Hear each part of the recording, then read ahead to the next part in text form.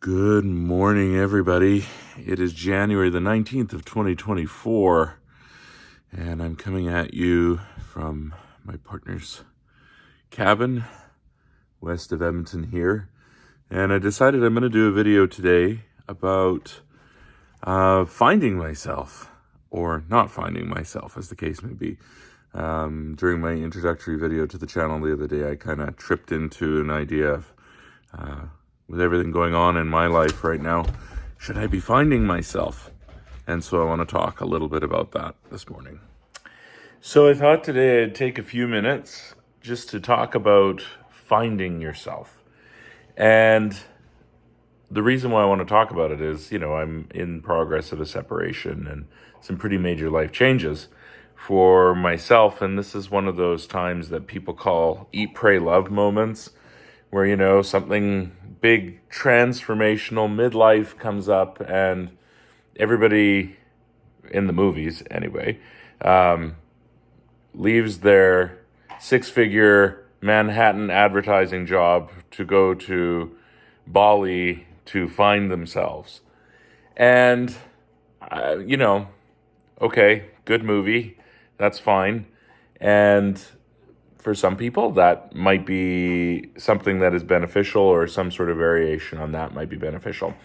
I can understand that to an extent, because when I broke up with my fiance, and this is almost 10 years ago, one of the first things I did actually was I did travel as well. But I just went to a resort in Mexico for a week and called it good. I didn't need to go to Bali, and I didn't need to go to, to search for the Bodhi tree or anything like that. I realized that actually I didn't need to go find myself, because myself is right here. All the pieces that I need for being myself are right here. They're right in front of you in the camera. Body, mind, spirit, all of it. And while I agree that, changing up scenery can help a change of perspective, so going and traveling, etc., and maybe, trying some new spiritual experiences or new experiences in general. It doesn't have to be going to an ashram. You could just go on a trip. Well, I believe in the restorative power of changing that perspective. The reality is you're not finding yourself, in my opinion, when you do that. All you're doing is you're changing your perspective about who you actually are. And I suppose maybe that's a little too Zen of me, because, having been a Zen Buddhist, and a little bit too Catholic mystical, because I was a Roman Catholic as well. The reality is there's no you out there to go and find. The finding that you're doing is right where you are. And so it's about changing perspective, and it's about recollecting who you are. Who you are at your core, what your true nature is. And this is where, meditation, as a meditation teacher, you do this every day. When you practice, the idea is not to, for most people, for a lot of people, the idea isn't sort of to transcend ordinary daily life.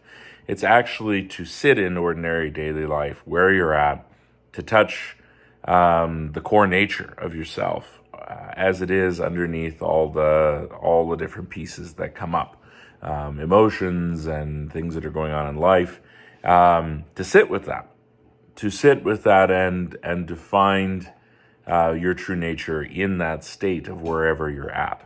To me, that's what you're actually doing.